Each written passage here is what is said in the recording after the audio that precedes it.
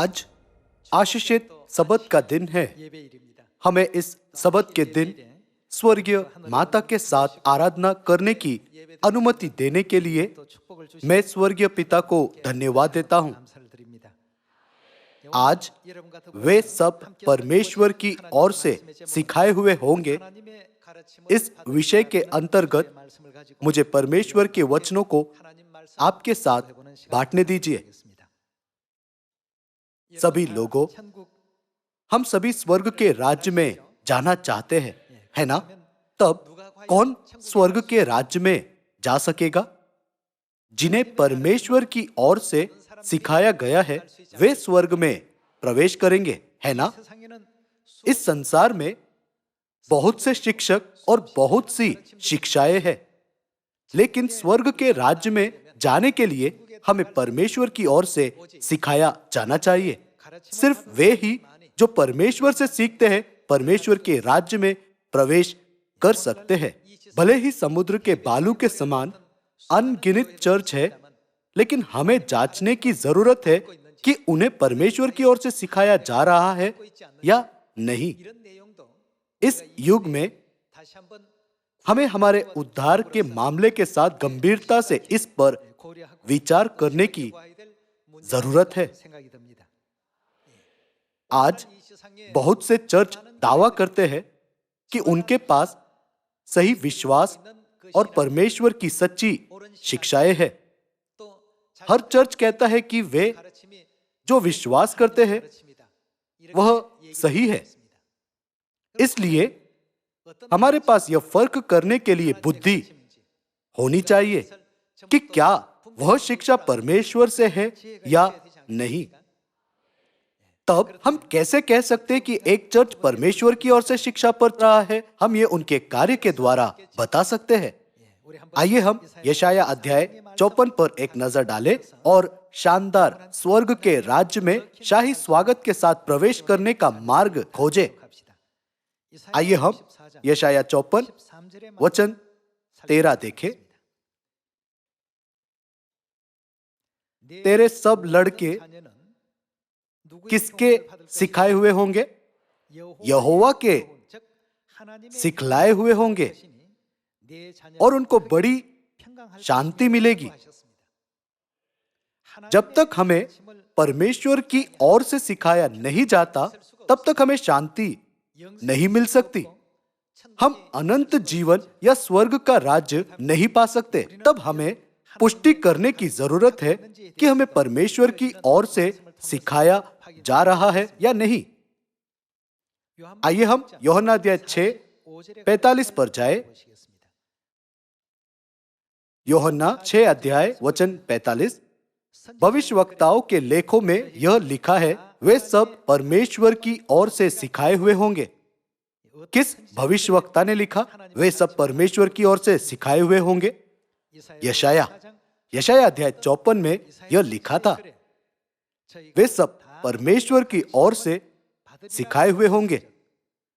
जिस किसी ने पिता से सुना और सीखा है वह मेरे पास आता है। यीशु ने कहा कि सिर्फ वे ही जिन्होंने परमेश्वर से सीखा है उनके पास आ सकते हैं। यह वचन उनके पहली बार आने के दिनों में कार्य में आते हैं और उनके दूसरे आगमन पर भी। उनके पहली बार आने के दिनों में जिन्हें यीशु के द्वारा सिखाया गया था और उनसे सीखा था, वे सत्य के चेले बने और उन्हें उद्धार मिल सका।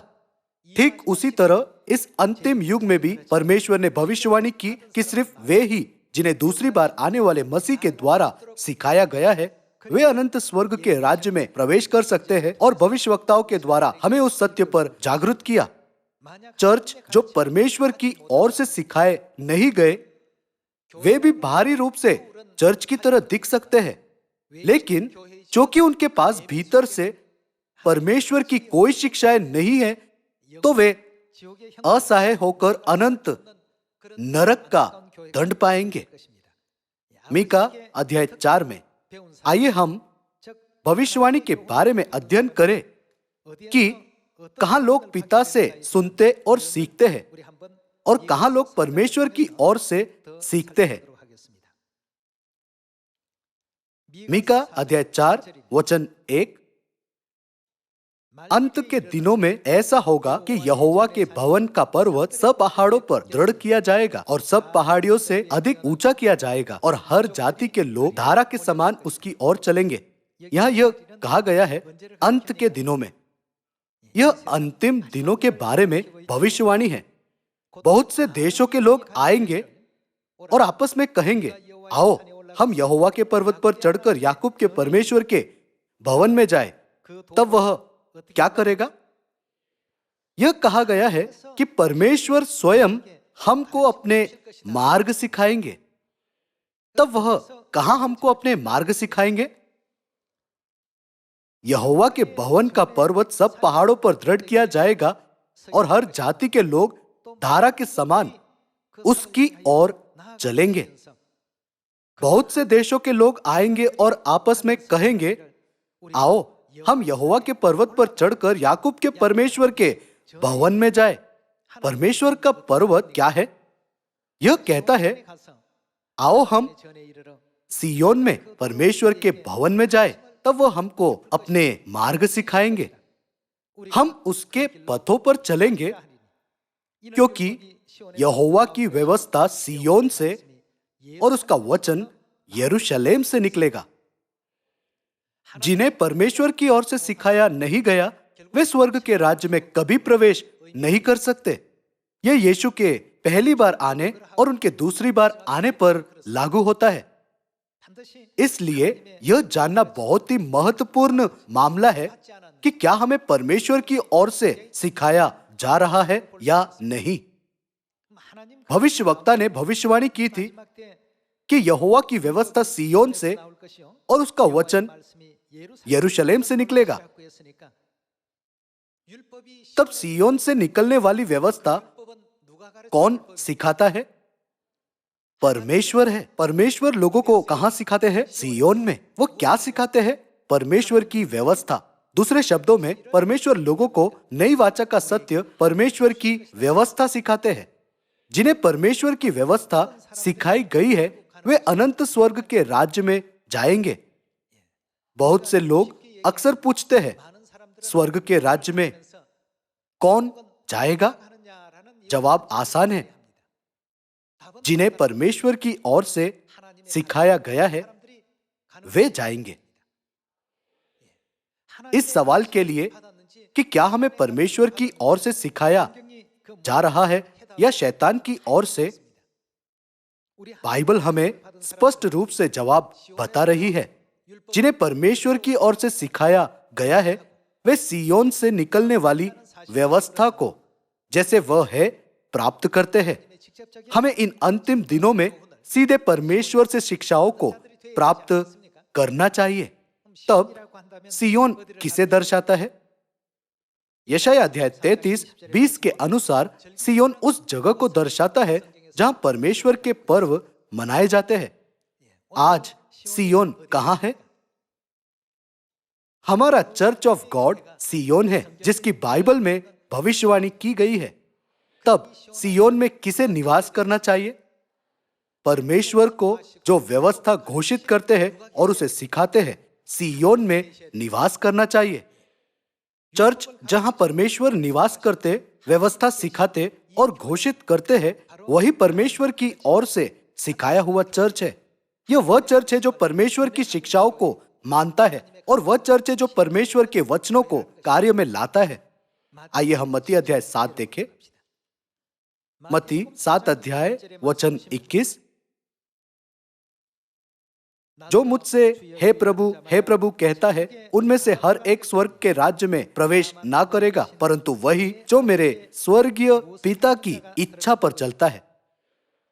इन अंतिम दिनों में परमेश्वर सियोन में आए हैं और हमें अपने मार्ग सिखाए हैं। परमेश्वर ने हमें नई वाचा का सत्य सीखने दिया और नई वाचा की असलियत सिखाई है। वह कौन है? माता।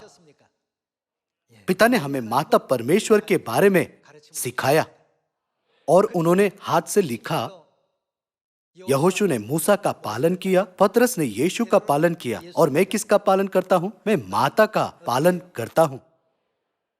इस तरह पिता ने हमें माता का पालन करने का नमूना दिखाया। जब वह पृथ्वी पर आए तब उन्होंने स्पष्ट रूप से हमें नई वाचा की व्यवस्था की जीवित वास्तविकता को जानने दिया। गलातियों अध्याय 4 के अनुसार अब्राहम के परिवार में 2 स्त्रियां थी, हाजिरा एक दासी और सारा अब्राहम की पत्नी। तब सारा की तुलना किस वाचा से की गई? उसकी तुलना नई वाचा से की गई। अब्राहम परमेश्वर को दर्शाता है और अब्राहम की पत्नी सारा किसे दर्शाती है? वह माता परमेश्वर को दर्शाती है। गलातियों अध्याय 4 में सारा की तुलना किस वाचा से की गई? उसकी तुलना नई वाचा से की गई। सभी व्यवस्था, नियम और विधियों का आखिरी निष्कर्ष हमारे परमेश्वर है। इसलिए यीशु ने व्यवस्था की भूमिका के बारे में क्या कहा? उन्होंने कहा कि व्यवस्था मसीह तक पहुंचाने के लिए हमारी शिक्षक हुई है। प्रेरित पौलुस ने निश्चित ही वह समझाया। बाइबल के इन वचनों के द्वारा हम समझ सकते हैं कि पुरानी वाचा की व्यवस्था परमेश्वर तक पहुंचाने के लिए हमारी शिक्षक हुई है और नई वाचा की व्यवस्था भी परमेश्वर तक पहुंचाने के लिए हमारी शिक्षक है। वह करके भले ही परमेश्वर शरीर में पृथ्वी पर आते हैं, लेकिन वह हमें व्यवस्था के द्वारा, जो हमें पूरी तरह से परमेश्वर को पहचानने के लिए सब बुद्धि देती है, उन्हें पहचानने और उन्हें ग्रहण करने देते हैं। हमें यह नहीं सोचना चाहिए कि हे प्रभु कहने वाला हर एक परमेश्वर पर विश्वास करता है। हमें जानने की जरूरत है कि क्या वे सबत फसह मनाकर नई वाचा में है या नहीं। जो नई वाचा के सत्य को पूरी तरह महसूस करते हैं, वे नई वाचा की असलियत को ग्रहण कर सकते हैं। दूसरे शब्दों में, वे नई वाचा की असलियत माता को ग्रहण कर सकते हैं। इसलिए पिता हमें हमारी स्वर्गीय माता के बारे में सिखाने के लिए अंतिम दिनों में पृथ्वी पर आए। स्वर्गीय पिता ने सिर्फ अपने लोगों को जो नई वाचा के सत्य में है, विशेष सत्य स्वर्गीय माता के सत्य के बारे में जागृत किया। हमें अब पिता की सभी शिक्षाओं को मानना चाहिए। जब हम उनकी शिक्षाओं को स्वीकार करें और उनका पालन करें, तो हम सभी अनंत स्वर्ग के राज्य में प्रवेश कर सकते हैं। आइए हम इब्रानियों अध्याय 9:27 देखें। और जैसे मनुष्यों के लिए एक बार मरना और उसके बाद न्याय का होना नियुक्त है, वैसे ही मसीह भी बहुतों के पापों को उठा लेने के लिए एक बार बलिदान हुआ, और जो लोग उसकी बाट जोते हैं, उनके उद्धार के लिए दूसरी बार बिना पाप उठाए हुए दिखाई देगा। उद्धार के लिए पिता पृथ्वी पर कौन सी बार प्रकट होते हैं? वह दूसरी बार प्रकट होते हैं। तब वह कहां आते हैं? उद्धारकर्ता के आने की भविष्यवाणी कहां की गई है? बाइबल भविष्यवाणी करती है कि छुड़ाने वाला सियोन से आएंगे और सियोन में अपनी संतानों को सिखाएंगे। वह क्या है? परमेश्वर की व्यवस्था, नियम और मार्ग वह हमें सिखाएंगे। इस भविष्यवाणी के अनुसार परमेश्वर आए और नई वाचा की सभी इस व्यवस्था को घोषित किया। हालांकि नई वाचा का निष्कर्ष क्या है? वह स्वर्गीय माता है। जब पिता ने 1984 में नई वाचा का अपना अंतिम फसह मनाया, तब उन्होंने हमारे सामने माता को प्रकट किया ताकि हम उन्हें स्वीकार कर सके। भले ही सियोल दोंगदेमुन में हमारा चर्च था, लेकिन पिता ने चर्च में नहीं परंतु विवाह हॉल में फसह की आराधना की। हमारा चर्च बहुत नजदीक था, लेकिन पिता ने मुझे एक विवाह हॉल बुक करने को कहा और इसलिए मैंने वह काम किया और हमने विवाह हॉल में फसह मनाया। इस वर्ष हमने कहां फसह मनाया? हम सभी ने उसे चर्च में सियोन में मनाया। क्या ये अजीब नहीं है कि यदि हमें हमारे खुद के चर्च को छोड़कर विवाह हॉल में फसह की तैयारी करने को कहा जाए? उस समय हमने फसह विवाह हॉल में इसलिए नहीं मनाया क्योंकि हमारे पास उसे मनाने की जगह नहीं थी। भले ही हमारे पास आराधना करने के लिए चर्च था, लेकिन पिता ने मुझे एक विवाह हॉल बुक करने को कहा और स्वर्ग जाने से पहले विवाह हॉल में आखिरी फसह मनाया। उस तरह पिता ने हमें माता के अस्तित्व के लिए जागृत किया और स्वर्ग जाने से पहले हमें उनकी अंतिम इच्छा जानने दी। जब यीशु पहली बार पृथ्वी पर आए तब उन्होंने उनकी सेविकाई में 3 वर्ष फसह मनाया, है ना? भले ही उन्होंने हर वर्ष फसह मनाया, लेकिन उन्होंने दूसरे समयों में नहीं कहा यह नई वाचा है, लेकिन सिर्फ अंतिम फसह पर उन्होंने कहा यह कटोरा मेरे उस लहू में जो तुम्हारे लिए बहाया जाता है नई वाचा है। यह प्रतिज्ञा उनके अंतिम फसह पर दी गई थी। उनके दूसरे आगमन पर भी ऐसा ही था। पिता ने पृथ्वी पर अपनी सेविकाई के 37 वर्ष समाप्त करने के समय 1984 में अंतिम फसह मनाया। आमतौर पर पिता ने बुसान शहर में सुसमाचार का काम किया और हमेशा बुसान में फसह मनाया। लेकिन 1984 का फसह अलग था। वह सियोल के शहर में आए जहां माता थी और फसह मनाया और उन्होंने हम पर माता का अस्तित्व प्रकट किया। पिता ने स्वर्ग जाने से पहले माता के बारे में महान शिक्षाएं हमारे लिए छोड़ी। सुसमाचार पथ के 37 वर्ष जिस पर पिता चले वह निर्जन था। किसी ने उसे स्वीकार नहीं किया। सभी ने पिता से मुंह फेर लिया और उनका इनकार किया। भले ही उन्होंने जीवन का सत्य लाया, लेकिन किसी ने भी सत्य को जीवन नहीं माना। जब से पिता स्वर्ग गए तो माता ने सियोन का नेतृत्व किया और सुसमाचार कार्य की स्थिति धीरे धीरे बेहतर होती गई। माता ने सुसमाचार के लिए मार्ग खोला ताकि वह शहर के छोटे क्षेत्र से बड़े शहर और बड़े देश तक अधिक से अधिक फैल सके।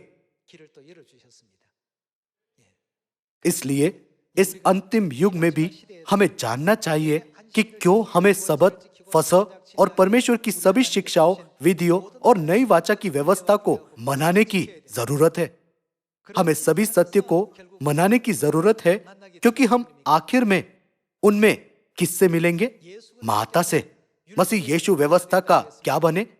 बाइबल कहती है कि वह व्यवस्था का अंत बने। जब यीशु पहली बार आए तब वह पुरानी वाचा की पूर्णता बने और पुरानी व्यवस्था का अंत बने। तब कौन नई वाचा की पूर्णता और नई व्यवस्था का अंत बनेगा जो यीशु के द्वारा उनके पहले आगमन पर स्थापित की गई थी? स्वर्गीय माता नई वाचा की पूर्णता है। हम परमेश्वर की सभी संतानों को इस शिक्षा को अपने हृदयों पर गहराई से उत्कीर्ण करना चाहिए। अब हमारे लिए परिपक्व बने और पूरी तरह सत्य को समझने का समय है। जब हम ठोस आहार पर नहीं लेकिन दूध पर जीते थे, तब मुख्य रूप से हमने बाइबल में सबत का दिन, फसह, मलकीसदेक की रीति और 3 बार में 7 पर्वों का अध्ययन किया। लेकिन इन सभी का निष्कर्ष माता परमेश्वर है। माता नई वाचा का अंत है। इसी कारण प्रकाशित वाक्य अध्याय 22 में यह लिखा है कि आत्मा और दुल्हन प्रकट होते हैं और कहते हैं जीवन का जल पाने के लिए आओ। हमें पिता की इच्छा को समझने की जरूरत है। माता के प्रकट होने के संबंध में पिता ने कहा, मैं माता का पालन करता हूं, जैसे पतरस ने यीशु का पालन किया और एलीशा ने एलिया का पालन किया, ठीक वैसे मैं माता का पालन करता हूं। हमें फिर एक बार हमारे हृदयों पर उत्कीर्ण करना चाहिए कि क्यों परमेश्वर ने वह लिखा और स्वर्गीय माता के पवित्र मार्गदर्शन और वचनों का पालन करना चाहिए। इस युग में माता हमें सिखाती है और सियोन की अगुवाई करती है। इसलिए हमें बिना चूके स्वर्ग जाने के लिए आज्ञाकारिता और आनंद से माता का पालन करना चाहिए। आइए हम प्रकाशित वाक्य अध्याय 22 वचन 17 देखें। आत्मा और दुल्हन दोनों कहती है। हमने इस वचन को कई बार सीखा है। आत्मा पिता परमेश्वर को दर्शाता है ना? और पिता की दुल्हन स्वर्गीय माता है। इसलिए पिता और माता कहते हैं आ, और सुनने वाला भी कहे आ। जो प्यासा हो वह आए। किसके पास आए? आत्मा और दुल्हन के पास। इसका मतलब पिता और माता को खोजो और उनके पास आओ। पिता और माता के पास जाने के मार्ग पर बहुत से कांटे यानी मनुष्य के नियम और संसार की बनाई रीतियां मार्ग रोकते हैं। हम उनमें सीमित हैं, लेकिन परमेश्वर ने सबत दिन के द्वारा हमें जानने दिया और फसह के द्वारा हमें महसूस करने दिया और हमें फर्क करने दिया कि क्रूस की उपासना मूर्ति पूजा है। हमें यह सभी जानने देकर परमेश्वर आत्मा और दुल्हन को खोजने में हमारी अगुवाई करते हैं। इसलिए पिछली बरसात के पवित्र आत्मा पाने की शर्त परमेश्वर को जानना है ना? भले ही लोग हर भोर को प्रार्थना में जाते हैं या हर सप्ताह सारी रात प्रार्थना में जाते हैं, लेकिन यदि वे परमेश्वर को नहीं जानते तो क्या वे पवित्र आत्मा की आशीष प्राप्त कर सकते हैं? नहीं, वे नहीं पा सकते। आत्मा और दुल्हन दोनों कहती है आ। आत्मा और दुल्हन हमें उन्हें खोजने और उनके पास आने को कहती है। और सुनने वाला भी कहे आ। जो प्यासा हो वो आए, और जो कोई चाहे वो जीवन का जल सेत में ले। जब आप जीवन के मामले के बारे में समझे, तब आपको महसूस होगा कि पिता और माता को जानना स्वयं ही पवित्र आत्मा का कार्य है और पवित्र आत्मा को प्राप्त करना है। हमारा सत्य स्वयं ही पवित्र आत्मा है ना? क्या कोई पवित्र आत्मा पा सकता है? क्या कोई हमारे सत्य को समझ सकता और स्वीकार सकता है? कभी नहीं।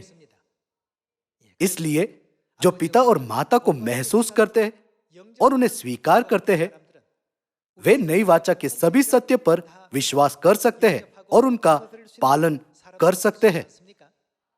तब क्या आपको लगता है कि शैतान लोगों को शांति से पिता और माता को खोजने और उन पर विश्वास करने देगा?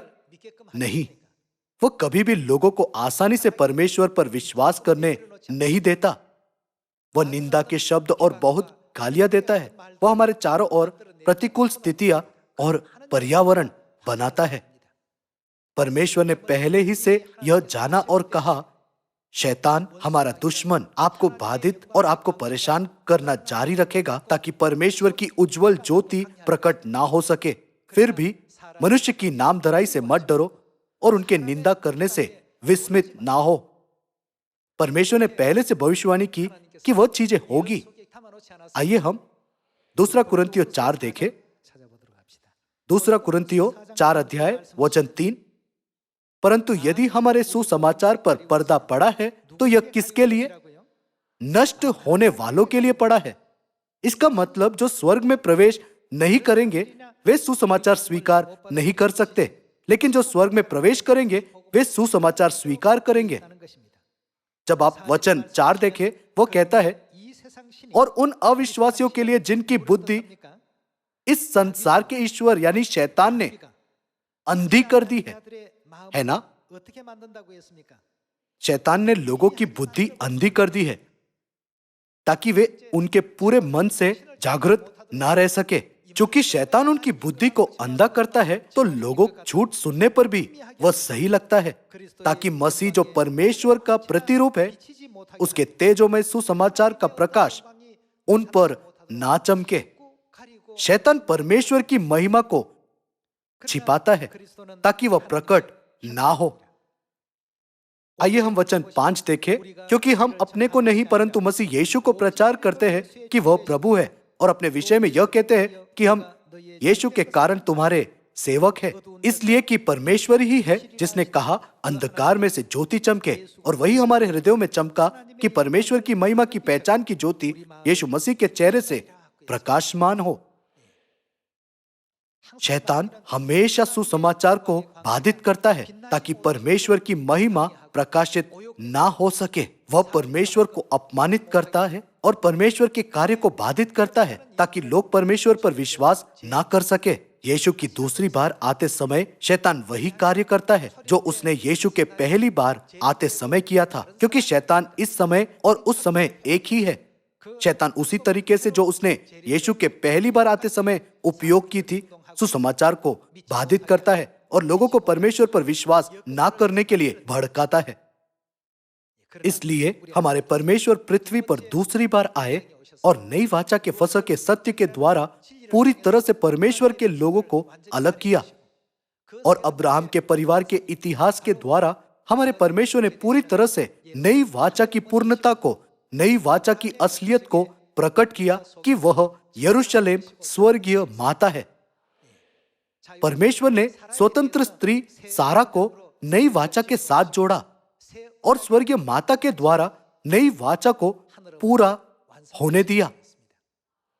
पिता ने नहीं कहा मेरा पालन करो, लेकिन कहा मैं माता का पालन करता हूं। क्यों उन्होंने ऐसे वचन हमारे लिए छोड़े? उन्होंने हमें सबत के बारे में सिखाया, फसह को जो अंधकार युग में खो गया था पुनर्स्थापित किया। उन्होंने नई वाचा के सभी सत्य को पुनर्स्थापित किया, लेकिन आखिर में उन्होंने हमारे लिए क्यों यह वचन भी छोड़ा, मैं माता का पालन करता हूं? यह इसलिए क्योंकि माता नई वाचा का अंत है।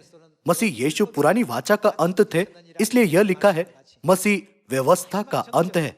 ठीक उसी तरह नई यरूशलेम स्वर्गीय माता नई व्यवस्था की पूर्णता है। यह दूसरी बार आने वाले मसीह हमारे पिता की शिक्षा है। जो पवित्र आत्मा पाते हैं वे वह है जो आत्मा और दुल्हन के पास आए हैं। जो आत्मा और दुल्हन के पास नहीं आते वे कभी भी परमेश्वर से पिछली बरसात का पवित्र आत्मा नहीं पा सकते। आइए हम इस शिक्षा को फिर एक बार हमारे हृदयों पर उत्कीर्ण करें। यदि हम नई वाचा के सत्य हमारी स्वर्गीय माता को सच में महसूस करें और उन पर विश्वास करें, तो हमारा विश्वास माता के विश्वास में संपूर्ण बन जाएगा। यह जीवित सबूत होगा कि हमने पूरी समझ के साथ नई वाचा को महसूस किया है और वह बने हैं जो परमेश्वर की इच्छा का पालन करते हैं। मैं आशा करता हूँ कि हम हमारे अनंत घर वापस जा सके। मैं उत्सुकता से उस दिन का इंतजार कर रहा हूँ जब हम स्वर्गीय पिता और माता के साथ अनंत जीवन और आशीष का सदा आनंद उठा रहे होंगे और जी भरकर परमेश्वर को महिमा दे रहे होंगे। उस दिन का सपना देखते हुए आइए हम एक बने और जोरों से लोगों को प्रचार करने के मिशन के लिए कार्य करें।